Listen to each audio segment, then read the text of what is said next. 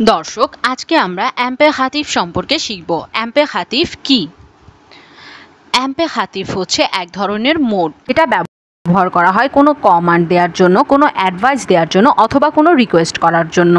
অর্থাৎ এমপেহাতিভ কি? এমপেহাতিভ হচ্ছে এক ধরনের মোড। যে মোডটা কখন ব্যবহার করি? আমরা ব্যবহার করি কাউকে কমান্ড দিতে, অ্যাডভাইস দিতে অথবা রিকোয়েস্ট করতে। এটা আমরা তিনটা ফর্মে ব্যবহার করি, টু, নু আর ভু।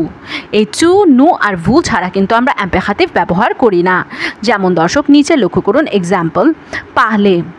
পাহলে, এই পাহলের কিন্তু আমরা তিনটা ফর্ম ব্যবহার করছি, পাহলে, পাহলো, পাহলে।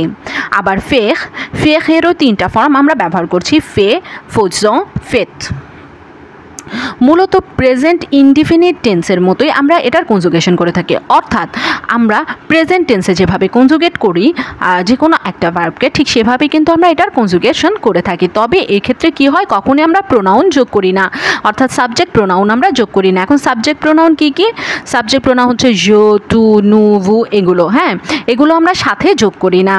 রেগুলার ই আর ভার্বের ক্ষেত্রে টু ফর্ম প্রেজেন্ট ইন্ডিকেটিভের মতোই কনজুগেশন করতে হয়, তবে শেষের এসটা বাদ দিতে হয়। অর্থাৎ যখন আপনি রেগুলার ই আর ভার্বের কনজুগেশন করবেন এমপেহাতিভের ক্ষেত্রে, তখন কি করবেন? তখন প্রেজেন্ট টেন্সের মতোই কনজুগেট করবেন। নু আর ভু সেমই থাকবে, কিন্তু টু এর ক্ষেত্রে কি করবেন? টু এর ক্ষেত্রে লাস্টের এসটা বাদ দিয়ে তারপরে কনজুগেট করবেন। যেমন দর্শক লক্ষ্য করুন নিচে এক্সাম্পল, পাল, পাল। পাহলের ক্ষেত্রে আমরা কি করছি? লাস্টে একটা এস আছে, কিন্তু আমরা যখন এটা এমপেহাতিভে কনভার্ট করছি তখন আমরা এসটা বাদ দিয়ে নিচ্ছি। উচ্চারণ কিন্তু দর্শক সেমই থাকছে, পাল, পাল। শ্যাকশে, শ্যাকশে কি হচ্ছে? শ্যাকশে। অর্থাৎ দর্শক আমরা কিন্তু এসটা বাদ দিয়ে নেব। নু আর ভু এর ক্ষেত্রে কিন্তু কনজুগেশন অপরিবর্তিতই থাকবে। পুরো ভিডিওটি পেতে easy French for Bengali learner চ্যানেলটিতে ভিজিট করুন এবং সাবস্ক্রাইব করে পাশেই থাকুন। ধন্যবাদ।